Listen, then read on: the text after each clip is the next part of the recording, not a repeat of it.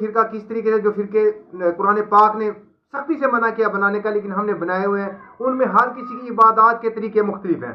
اس کو آپ مذہب کی کیٹیگری میں لیں گے۔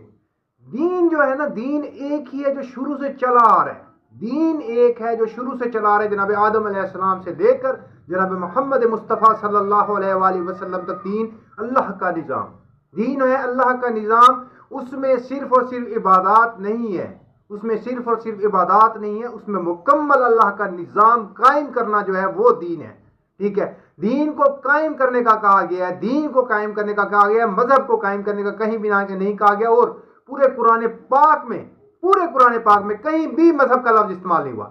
اور میں اسے بھی ایک پچھلے کلپس کی طرح ملوکیت کا ایک تحفہ سمجھ کے